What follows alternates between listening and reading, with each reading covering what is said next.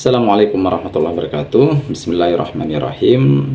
Teman-teman sekalian yang saya hormati, mudah-mudahan selalu berada dalam lindungan Allah Subhanahu wa Ta'ala dan hidupnya penuh dengan keberkahan dan kemaslahatan. Amin.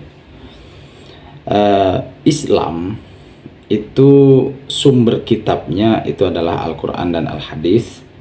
Kemudian Islam itu tidak hanya berbicara tentang akidah saja, tidak berbicara tentang akhlak saja, tetapi semua aspek kehidupan itu dibicarakan di dalam Al-Quran, di dalam Islam. Karena Islam itu kitab sucinya adalah Al-Quran, maka semua hal juga dijelaskan di dalam Al-Quran. Walaupun penjelasannya itu secara global tidak terperinci, tetapi di dalam Al-Quran semua hal kehidupan umat manusia, khususnya umat Islam, itu tentu telah termaktub, tertulis di dalam Al-Quran. Salah satunya adalah tentang ayat-ayat yang berkaitan dengan ekonomi. Kebetulan pada pertemuan kali ini kita berbicara tentang sebuah produk atau produksi di dalam Islam. Apa sih sebenarnya yang disebut dengan produk atau produk dalam Islam? Produk itu sebenarnya di dalam Islam lebih dikenal dengan istilah al-intaj, ya. Itu adalah intaj itu adalah produk, ya. Kemudian juga selain al-intaj itu bisa juga bermakna ijadu sil'atin au khidmatin, yaitu mewujudkan, menciptakan, mengadakan suatu barang atau jasa. Kalau produk itu produksi, dalam bahasa Inggrisnya adalah production, itu artinya adalah ya menciptakan juga mewujudkan, mengadakan, seperti itu. Oleh sebab itu teman-teman sekalian, apa kemudian yang disebut dengan produk dalam secara istilah?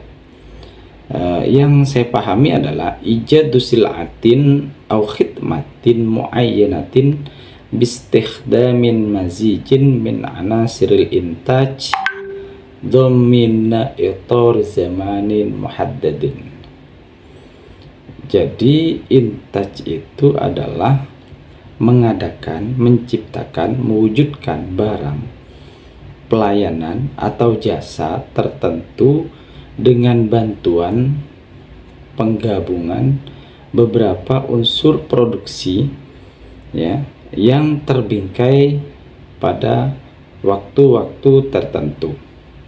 Hal ini dijelaskan di dalam sebuah kitab yang berjudul Mabahis fi Iqtisadil Islami min Usulihil Fiqhiyah, karyanya Muhammad Rawas Al-Qalahji. Jadi beliau mengatakan bahwasannya intaj itu atau produksi itu atau production itu adalah menciptakan, mengadakan atau mewujudkan barang, pelayanan, jasa tertentu dengan bantuan penggabungan unsur-unsur produksi yang terbingkai dalam waktu-waktu tertentu. Oleh sebab itu, produksi berdasarkan definisi itu jelas. Yang dimaksud dengan produksi itu adalah sebuah proses pengadaan, penciptaan, produksi yang menggunakan kombinasi input atau faktor produksi, kemudian nanti ada labor, material, dan kapital. Hal ini adalah untuk menghasilkan output, menghasilkan barang. Ya, kalau intaj itu adalah menciptakan, tapi kalau masna itu adalah pabriknya. Teman-teman sekalian, kegiatan produksi, mengadakan barang, mewujudkan barang dalam ilmu ekonomi sering diartikan sebuah kegiatan yang akan memberikan manfaat atau utility, baik itu saat ini ya, atau future, masa yang akan datang. Yang terpenting barang atau jasa tersebut memberikan manfaat. Di dalam ekonomi itu juga ada nilai-nilai produksi, nilai di dalam ekonomi tentu tidak hanya unsur-unsur muamalah saja, tetapi di dalam hal ekonomi, terutama dalam produksi ini, tentu ada nilai-nilai tauhid dalam produksi. Misalnya adalah menciptakan kegiatan produksi itu adalah perintah Allah ya. Dan karena itu aktivitas produksi itu dipandang sebagai ibadah. Teman-teman misalnya membuat kue, misalnya mengadakan barang atau kerupuk, apapun saja yang diciptakan oleh teman-teman, itu yakin bahwasannya itu adalah kebutuhan orang lain, bisa juga kebutuhan kita lah. Penciptaan itu bisa menjadi nilai ibadah tentu semuanya apabila diniatkan karena Allah Subhanahu wa taala ya. Kemudian kita yakin bahwasannya apa yang diproduksi oleh kita itu juga akan dimanfaatkan oleh orang lain. Kedua, memproduksi atau berproduksi bagi orang muslim merupakan aktualisasi wujud dirinya sebagai seorang khalifah Allah di muka bumi ini, di mana tugasnya adalah memakmurkan bumi ini ya, dengan ilmu dan amalnya. Karena kalau tidak ada yang memproduksi, apa yang akan dimakan oleh manusia? Sedangkan manusia tadi adalah sebagai khalifah. Manusia pasti membutuhkan kebutuhan pokoknya ya, salah satunya misalnya adalah makanan misalnya.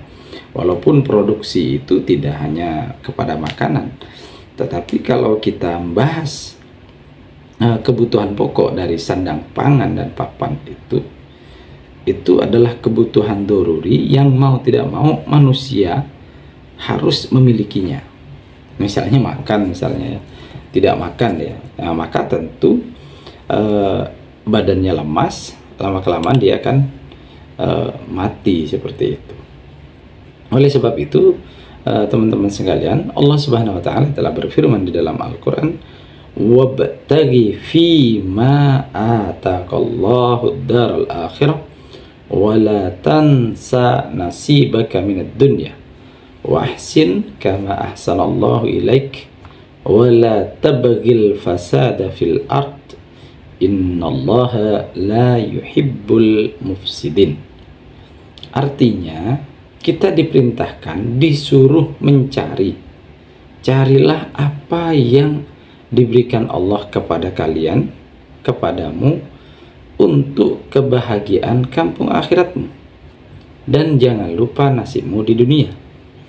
Berbuat baiklah sebagaimana Allah berbuat baik kepadamu, janganlah melakukan kerusakan di muka bumi ini. Sesungguhnya Allah tidak suka kepada orang yang berbuat kerusakan. Artinya kemakmuran dunia ini apabila kita hidup telah terpenuhi kebutuhan pokok kita ya, salah satunya makanan. Dari makanan itu kita bisa bertahan hidup ya, bisa ya ada di dunia ini. Karena sebagai seorang khalifah tadi, sebagai seorang manusia yang memang kebutuhan pokoknya adalah makan, maka jangan kemudian kita meninggalkan makanan walaupun itu adalah duniawi tadi. Makanya wala tansa nasibaka minad dunya ya, jangan kau lupakan ya, apa yang jangan kau lupakan, nasibmu di dunia. Karena hidup di dunia ya harus menyesuaikan dengan kehidupan di dunia, yaitu makan dan minum, kecuali sudah meninggal. Jangan kemudian kita kirim makanan ke mereka, siapa yang mau makan gitu ya. Jadi ayat Al-Qasas, surat Al-Qasas 77 tadi memerintahkan kita untuk mencari rizki ya yang telah Allah berikan ya kepada kita, dimana tujuannya adalah untuk kebahagiaan kita di akhirat. Apalagi kita sebagai khalifah, inni ja'ilun fil ardi khalifah, kita ini adalah sebagai khalifah. Sesungguhnya saya menciptakan di muka bumi ini seorang khalifah, pemimpin. Maka sebagai seorang pemimpin yang hidup di dunia, maka harus menyesuaikan dengan dunia. Saya tidak mau makan nasi misalnya, makan paku, makan kaca, itu bukan manusia berarti itu. Karena makanan manusia bukan itu. Ya, makanan manusia itu adalah nasi, gandum, tepung, dan yang lainnya tergantung daerah masing-masing.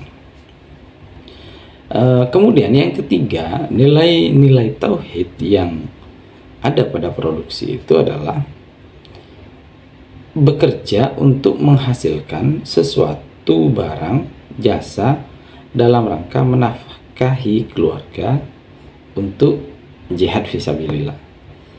Jadi kita membuat produksi atau kita bekerja misalnya, kita menciptakan apa saja, itu tentu tidak hanya untuk dirinya sendiri, kecuali dia memang jomblo. Tetapi walaupun jomblo, kebutuhan yang dibutuhkan oleh orang lain, yang diciptakan oleh kita, yang diproduksi oleh kita, itu tentu sangat bermanfaat bagi mereka. Lebih-lebih ya, lebih-lebih kita sudah berkeluarga, maka apa yang kita buat, apa yang kita ciptakan, apa yang kita wujudkan, tentu tujuannya adalah untuk menafkahi keluarga. Menafkahi keluarga adalah bagian daripada jihad fisabilillah ya.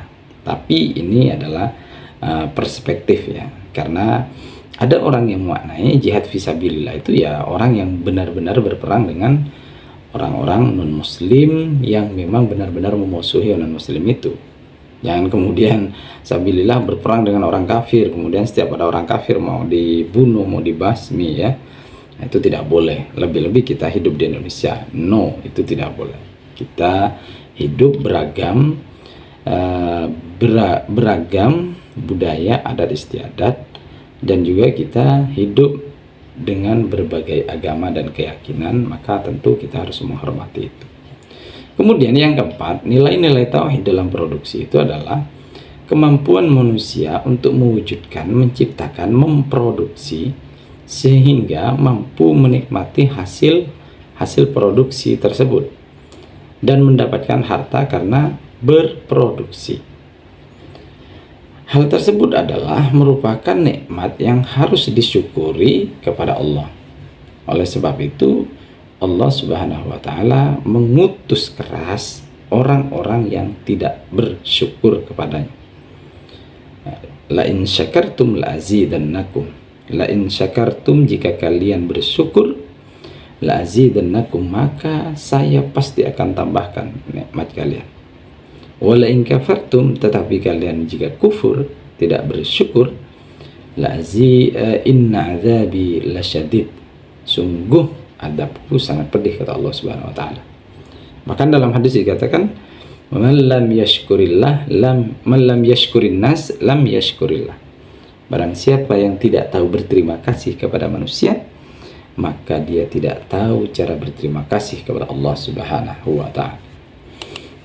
Oleh sebab itu, teman-teman sekalian, Rasulullah juga menegaskan ya, siapa yang bekerja keras untuk mencari nafkah keluarganya, maka ia adalah mujahid fisabilillah. Ini terkait dengan penjelasan tadi itu ya, bahwasannya orang yang menafkahi keluarganya, sanak keluarganya, itu adalah jihad fisabilillah. Kemudian nilai-nilai tauhid yang ada pada produksi yang nomor 5 adalah melihat pentingnya peranan produksi dalam mewujudkan kemakmuran, maka Al-Quran dan As-Sunnah memerintahkan manusia untuk bekerja keras dan mencari kehidupannya guna memenuhi kebutuhan hidupnya. I'mal lidunyaka ka'annaka ta'ishu abada wa'mal li akhiratika ka'annaka tamudu ghadah. Walaupun ada yang menganggap hadis ini dhaif, tetapi untuk menjadi motivasi kita bekerja dengan giat dan beribadah dengan tekun, hadis ini boleh kita gunakan. Bekerjalah untuk duniamu seakan-akan kau hidup selamanya, dan beribadahlah, bekerjalah untuk akhiratmu seakan-akan kau akan mati esok. Sehingga dimanapun dan kapanpun, hatta di dalam produksi sekalipun, itu kita wajib menyertakan Allah Subhanahu wa Ta'ala. Kemudian yang nomor 6 adalah kegiatan produksi tidak boleh menghasilkan barang-barang haram seperti khamar, rokok, daging babi, gelatin, dan yang lainnya yang bisa membahayakan kepada orang lain. Sebab produksi di dalam Islam itu tetap dia, kalau barang itu dilarang oleh agama, maka itu tidak boleh kita lakukan. Ya, oh ternyata dia buat pentol babi misalnya. Mohon maaf teman-teman yang lain, buat pentol babi dan yang lainnya, kan dalam Islam itu tidak boleh, maka itu tidak boleh kita produksi itu. Kemudian buat khamar, walaupun bukan kita yang meminumnya, nah itu tetap tidak boleh. Atau kita bikin ternak, tapi ternaknya itu adalah ternak babi misalnya. Siapa yang yang dosa nantinya? Ya tentu dia. Walaupun misalnya pekerjanya adalah orang lain, nah itu tetap tidak boleh ya. Teman-teman sekalian, di dalam surat At-Taubah ayat 105 dikatakan, wa qul i'malu fasayarallahu a'malakum wa rasuluhu wal mu'minuna wasaturadduna ila alimil ghaibi wasyahadah fayunabbiukum bima kuntum ta'malun. Katakanlah ya Muhammad, bekerjalah kamu, Allah dan Rasulnya dan orang-orang mukmin akan melihat kerjamu.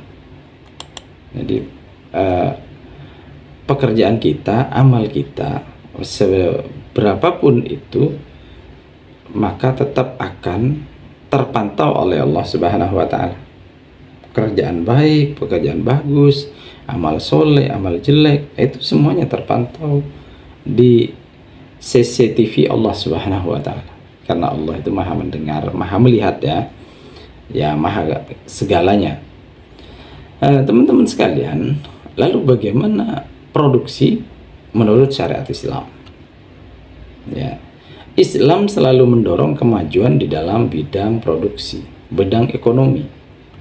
Hal ini diungkapkan oleh Dr. Yusuf Qaradawi bahwasannya Islam itu membuka lebar penggunaan metode ilmiah yang didasarkan pada penelitian, kajian, eksperimen, dan perhitungan.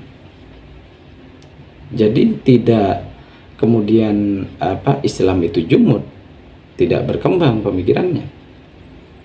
Jadi dalam ijtihad itu selalu kita kenal bukan taghyirul faham, bukan merubah pemahaman, tapi takribul faham, mendekatkan atau pendekatan dalam memahami sebuah teks. Ya, bukan taghyir, bukan merubah. Jadi itu yang pertama. Kemudian yang kedua adalah teknik produksi diserahkan kepada keinginan dan kemampuan manusia. Rasulullah SAW bersabda, kalian lebih mengetahui urusan dunia kalian. Antum a'lamu bi umuri dunyakum. Kalian lebih tahu urusan dunia kalian.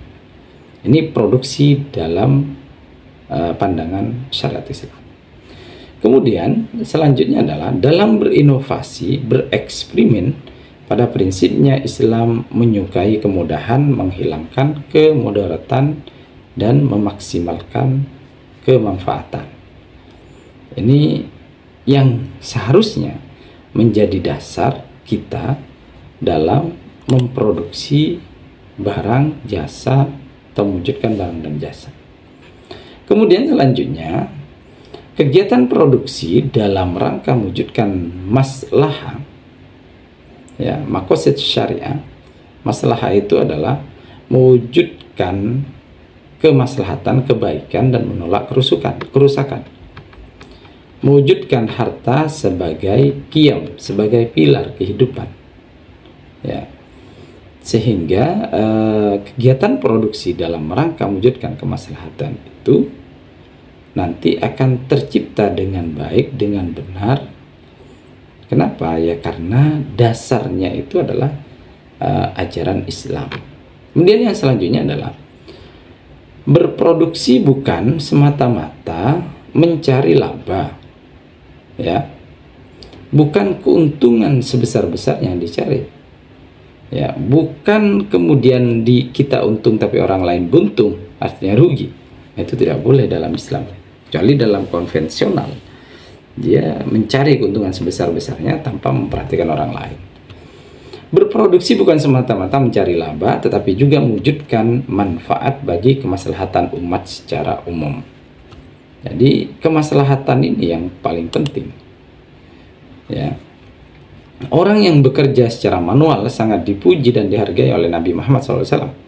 Dalam sebuah riwayat dijelaskan bahwa Nabi Muhammad SAW pernah mencium tangan orang yang bekerja mencari kayu, yaitu Sa'ad bin Mu'az, tatkala melihat tangannya kasar akibat bekerja keras, ya.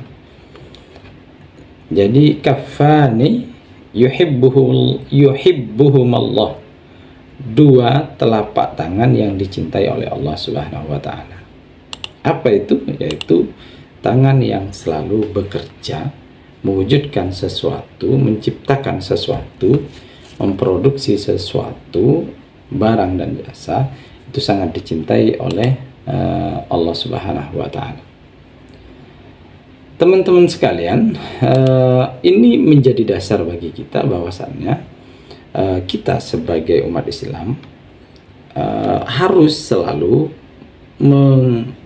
menghadirkan, ya, mengikutkan dalam hal apapun itu, baik itu dia sedang produksi, apalagi lebih-lebih dalam ibadah, menghadirkan Allah itu supaya apa? Supaya semua yang kita lakukan, yang kita kerjakan itu menjadi nilai ibadah, ta'abbudi. Kalau sudah menjadi nilai ibadah, maka tentu keimanan kita, ya, ketakwaan kita bisa bertambah, bahkan semakin menanjak, semakin tinggi. Kenapa? Karena dalam keseharian kita, kita selalu berusaha untuk melibatkan Allah Subhanahu wa Ta'ala dalam setiap tindakan dan perilaku yang kita lakukan. Teman-teman sekalian, ingat bahwasannya semua rizki yang dapat melalui perusahaan atau dia dapat sendiri, kerja sendiri, tentu itu adalah anugerah dari Allah Subhanahu wa Ta'ala. Manusia sebagai fungsi penerima amanah, sehingga dia menerima harta, rizki, tentu harus sesuai dengan syariah dari Allah Subhanahu wa Ta'ala. Kita bekerja keras, banting tulang, berjam-jam bahkan berhari-hari, tapi kemudian itu bertentangan dengan syariat Islam. Misalnya tadi buka kafe, kafenya ternyata remang-remang. Buka bakso, ternyata baksonya ada dari daging yang tidak halal. Maka hal ini tentu tidak sesuai dengan ajaran syariat Islam. Harus dirubah, harus dijauhi, harus ditinggalkan, ya. Ingat teman-teman sekalian bahwasannya penciptaan manusia itu tidak lain adalah wa ma khalaqtul jinna wal insa illa liya'budun. Tidak aku ciptakan jin dan manusia kecuali untuk beribadah kepadaku, kata Allah Subhanahu wa Ta'ala.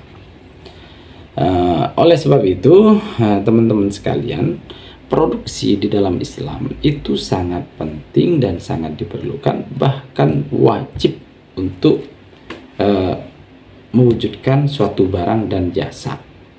Baik itu barang itu akan bermanfaat bagi dirinya atau tidak, yang terpenting itu bermanfaat bagi orang lain. Maka tetap dikenai kewajiban untuk mewujudkan, menciptakan atau memproduksi barang dan jasa tadi. Teman-teman sekalian, jadi dalam ekonomi Islam, kerja dan produktivitas adalah untuk mencapai 3 hal. Apa yang perlu kita capai ketika mewujudkan barang tadi? Yang pertama adalah mencukupi kebutuhan hidup, al-isba', ya. Jadi kebutuhan hidup siapa saja, lebih-lebih kehidupan kita. Sehingga kalau kebutuhan sudah terpenuhi, sudah cukup, maka kita bisa jualan, ya.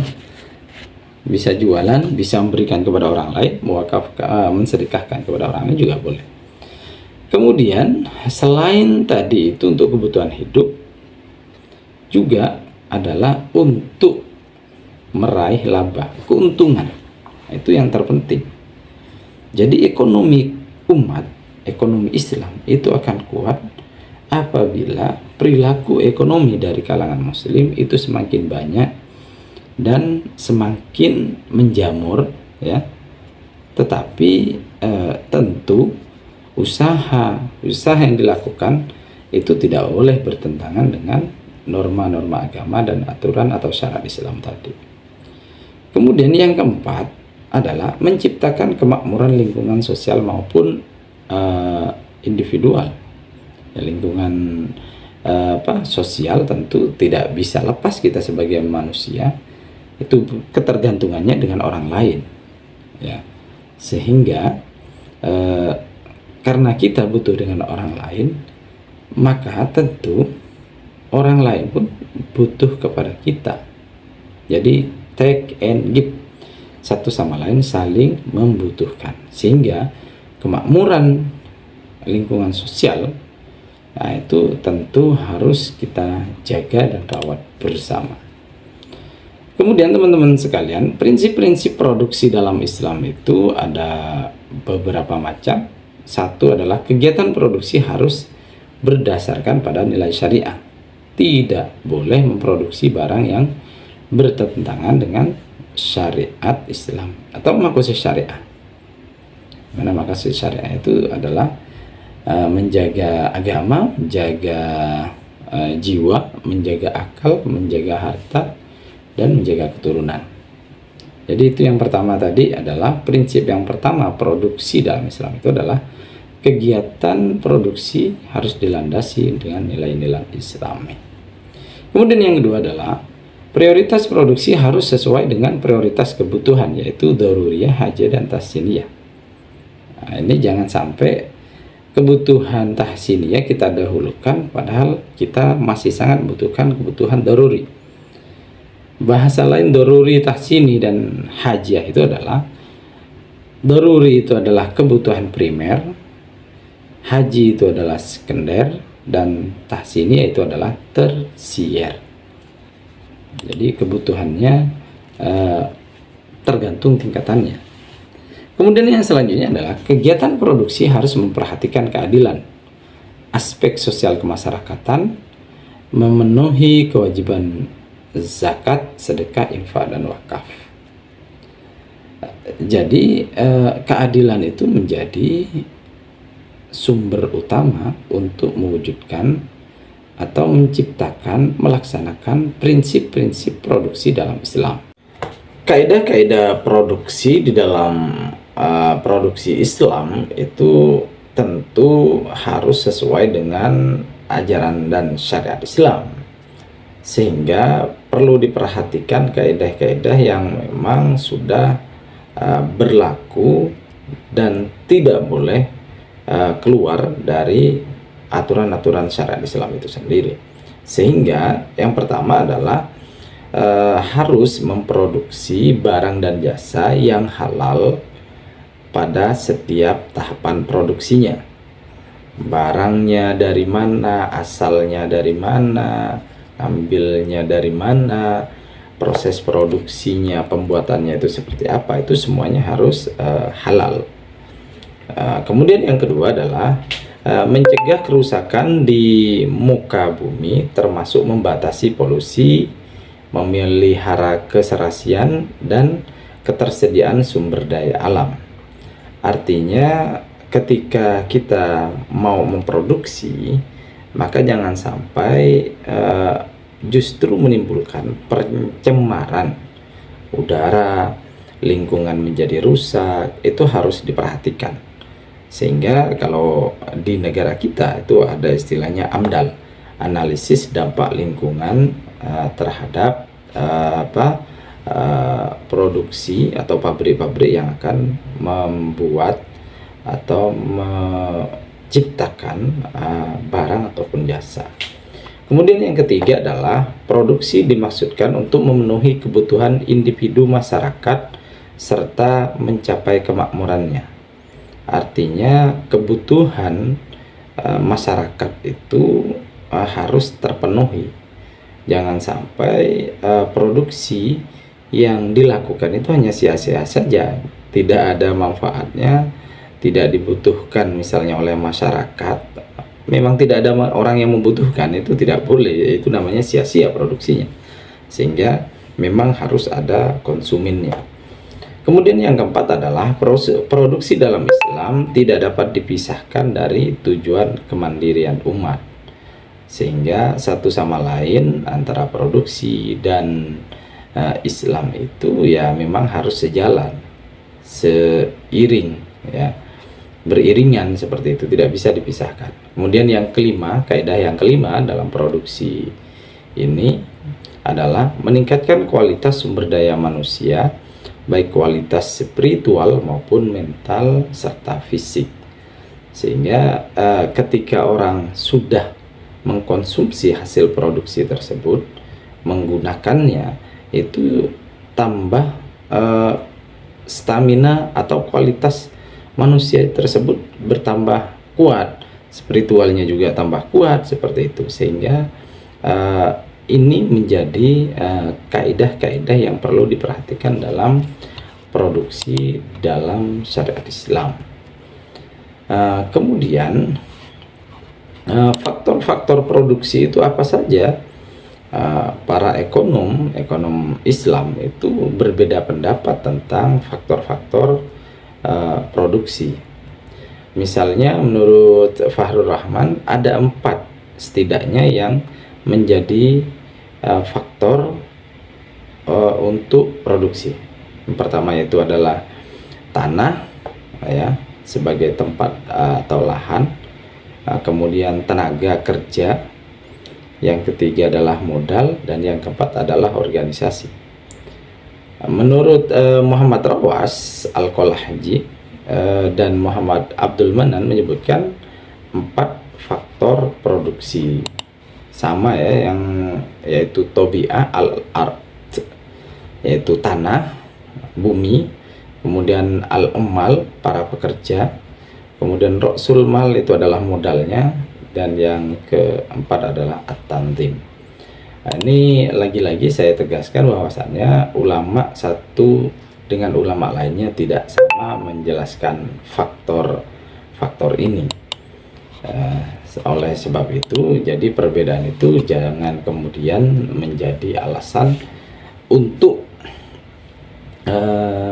menimbulkan persepsi tentang produk atau produksi atau faktor-faktor produksi dalam Islam.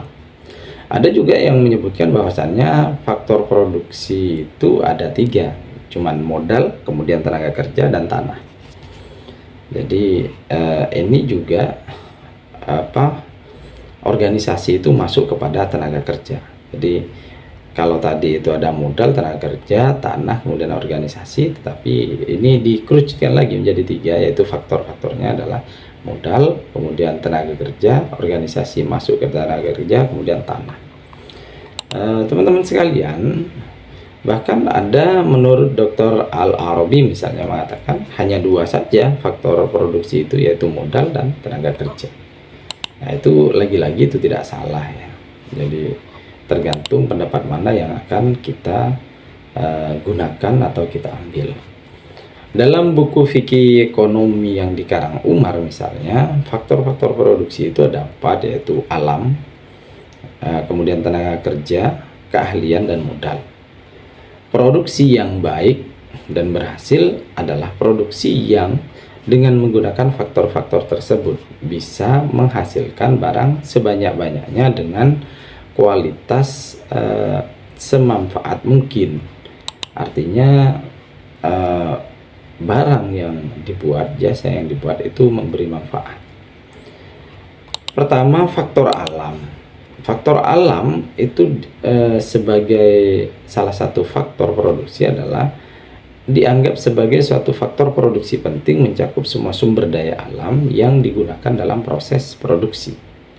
Ya, pohon, kayu, pokoknya semua sumber daya alam.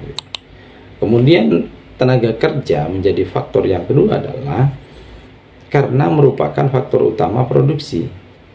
Karena dengan tenaga kerjanya manusia dapat merubah apa yang terdapat pada alam. Dari amal kerja produktif menjadi hasil pertanian serta menambah produksi barang, ya, jasa dalam industri. Dan ini merupakan kebutuhan masyarakat.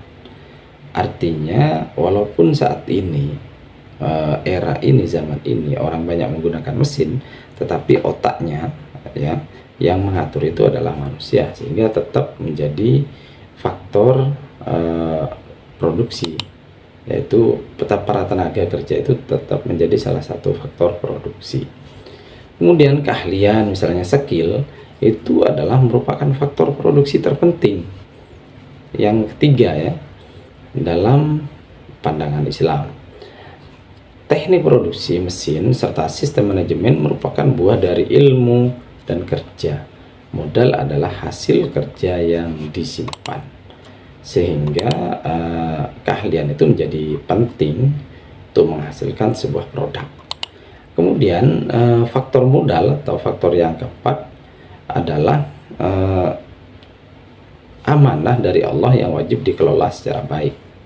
Manusia atau para pengusaha hanya diamanahi oleh Allah untuk mengelola harta atau modal itu sehingga modal itu dapat berkembang.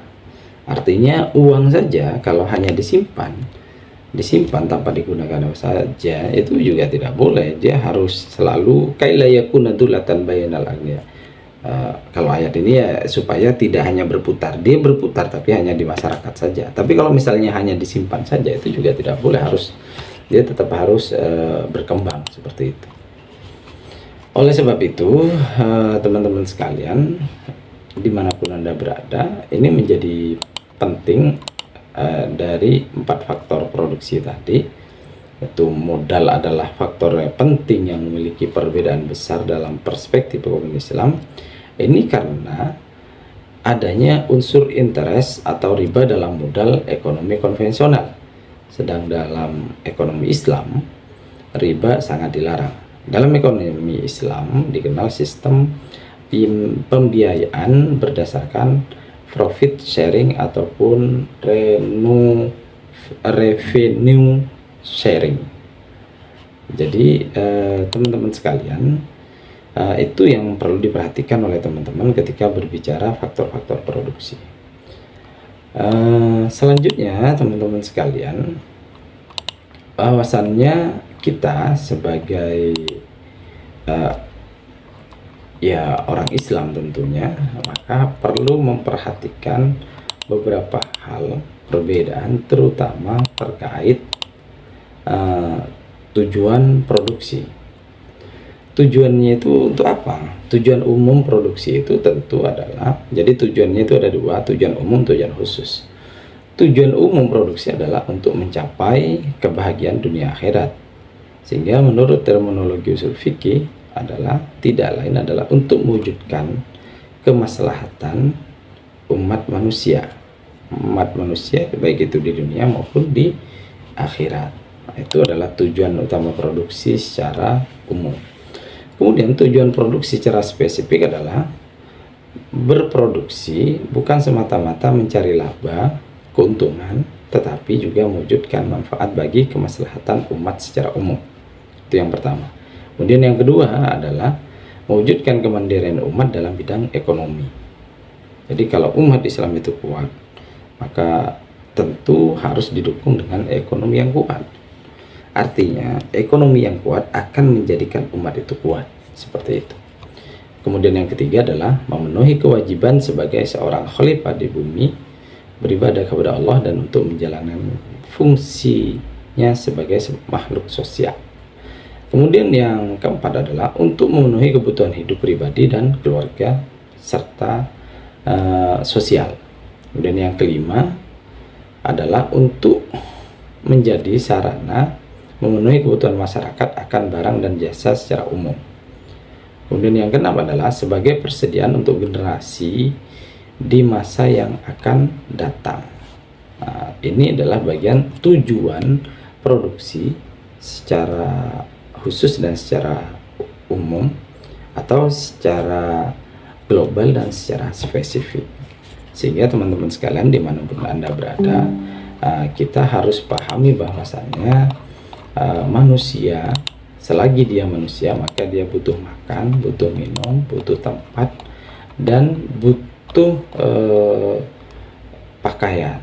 Nah, kebutuhan-kebutuhan pokok ini itu tidak mau tidak harus dipenuhi, lebih-lebih sebagai manusia yang beragama. Tidak mungkin dia tidak pakai baju misalnya, itu kan bertentangan dengan asas Islam atau dengan syariat Islam. Itu sangat bertentangan dengan ajaran Islam kita, ya. Sehingga perlu kita selalu komitmen akan mempraktikkan ajaran syariat Islam dalam kehidupan kita sehari-hari. Dalam hal ini terkait materi kita, yaitu ayat dan hadis ekonomi, maka ya semuanya itu harus berlandasan kepada ayat Al-Quran dan hadis. Terima kasih. Assalamualaikum warahmatullahi wabarakatuh.